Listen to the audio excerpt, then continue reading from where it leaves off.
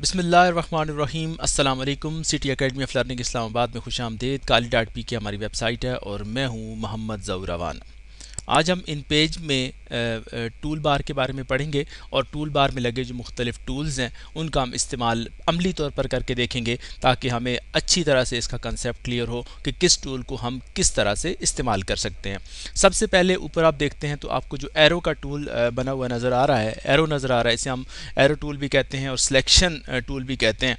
तो इसका इस्तेमाल हम इस तरह से करते हैं कि सबसे पहले हम कोई टेक्स्ट बॉक्स टूल ले लेते हैं या टाइटल टेक्स्ट बॉक्स टूल ले लेते हैं। तो उसमें हम टेक्स्ट को डालते हैं और टेक्स्ट को डाल के तो हम उसका इस्तेमाल करके देखते हैं कि इसको हम सिलेक्शन कैसे कर सकते हैं। तो आपने ये देखा कि ये आपने टाइटल टेक्स्ट बॉक्स सेलेक्ट किया हुआ था, इसको हम जब ये हम देखते हैं कि यहाँ पर हमारा टेक्स्ट डिसअपीयर हो गया है और मज़ीद इसमें गुंजाइश आपको नज़र नहीं आ रही, तो हम सिलेक्शन का टूल इस्तेमाल करेंगे।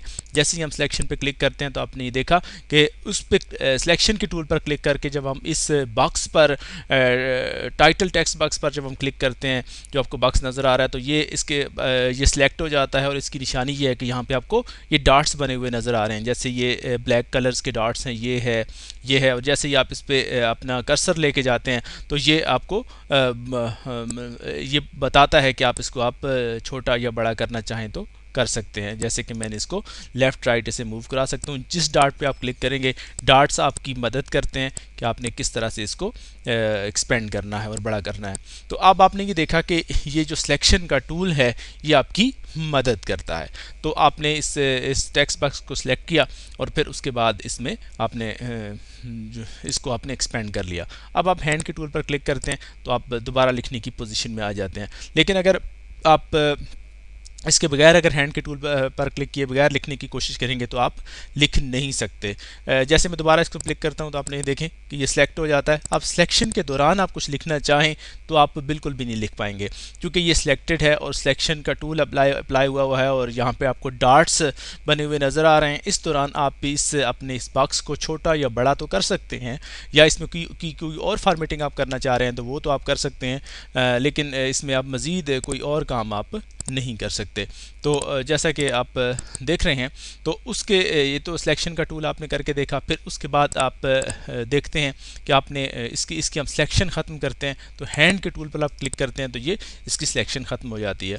और जैसे ही आप हैंड के टूल पर आप क्लिक करते हैं तो मैंने आपको बताया था कि हैंड का टूल हमें लिखने में हमारी मदद करता है। तो हम ये देखते हैं कि हम दोबारा से यहाँ पे हम लिखते हैं कि हम यहाँ पे लिखते हैं कि हम लाहौर जा रहे हैं। तो आपने ये देखा कि अब मैं यहाँ पे जो चीज़ भी लिखना चाहूँ वो लिखने के काबिल हो जाता हूँ। और इसको आप यहाँ प्रॉपर्टी बार में जो टूल्स यहाँ पे मौजूद हैं तो उस में से आप टूल्स जो भी आप इस्तेमाल करेंगे तो वो उसकी मदद से आप यहाँ पे चेंजेस करने के काबिल हो जाएंगे। यहाँ से आप फ़ॉन्ट चेंज करें, जो मर्ज़ी करें। तो आपका जो हैंड का टूल है ये आपको लिखने में आपकी मदद करता है।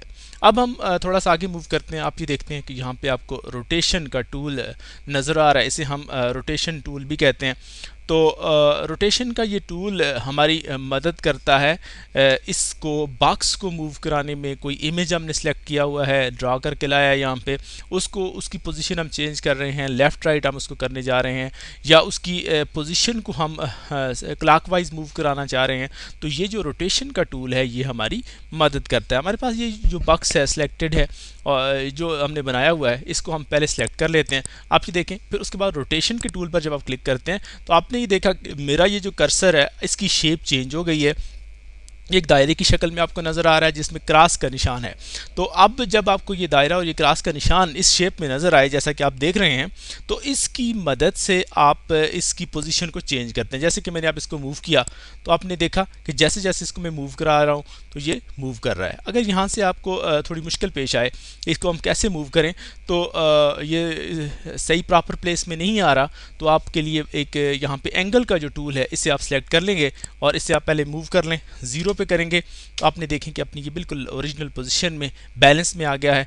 जैसे ही आप इस पर कोई एंगल अप्लाई करते हैं, फ़र्ज़ करें मैं 30 डिग्री पे इसको मूव कराना चाहता हूं, तो आपने ये देखा कि 30 डिग्री पर एग्जैक्ट ये मूव कर गया है। इसी तरह आप इसको 60 पर लाना चाहें तो आप 90 सेलेक्ट हो गया, तो आप ये देखें कि बिल्कुल 90 डिग्री पर मूव हो गया है। अब इसको आप 60 पर लाना चाहें तो आप ये देखें कि 60 डिग्री तक आपको ये लिखा हुआ नज़र आ रहा है। इस तरह से आप अपना टेक्स्ट जब आप उसकी फॉर्मेटिंग करते हैं, सेटिंग करते हैं अपने पेजेस की, या कोई आप इश्तिहार बना रहे होते हैं, तो आपको इस तरह से लेफ़्ट राइट लिखना होता है, कहीं बॉर्डर्स पर आपको लिखना पड़ जाता है। तो आप इस टूल की मदद से, जो रोटेशन का टूल है, इसकी मदद से आप इसमें काम करते हैं। तो ये आपने देखा, अभी 3 टूल्स का इस्तेमाल आपने करके देखा, जिसमें एक सिलेक्शन का टूल है।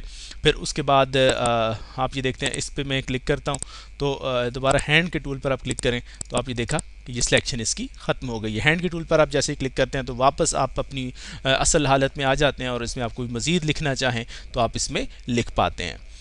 तो आपने 3 टूल सीख लिए हैं। एक सिलेक्शन का टूल आपने सीखा, फिर हैंड के टूल पर आपने क्लिक किया, जिसे हम IBM का टूल भी बोलते हैं और इसे रोटेशन का टूल भी बोलते हैं। हमने टेक्स्ट को रोटेट करके भी देखा। आप टेक्स्ट अगर सिंपल पेज के दौरान लिखा हुआ है तो आप उसे रोटेट नहीं कर सकते।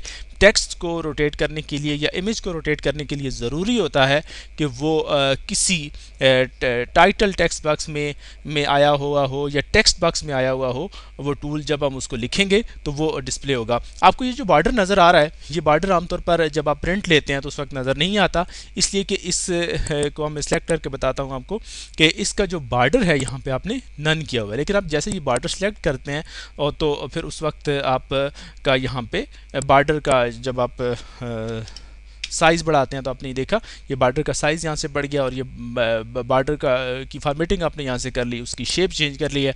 तो जो से भी आप इसकी शेप चेंज करेंगे तो ये बॉर्डर आपको नज़र आएगा। लेकिन अगर आप यहाँ पे इसका बॉर्डर नन कर देते हैं तो फिर जब आप प्रिंट लेंगे तो आपका ये सिंपल टेक्स्ट तो नज़र आएगा प्रिंट में, लेकिन ये जो लाइन आपको बॉक्स बना हुआ नज़र आ रहा है ये नज़र नहीं आएगा। तो 3 टूल आपने सीख लिए हैं, सिलेक्शन का टूल, हैंड का टूल या IBM का टूल या रोटेशन का टूल। अगले लेक्चर में हम मज़ीद टूल्स के बारे में जानने की कोशिश करते हैं।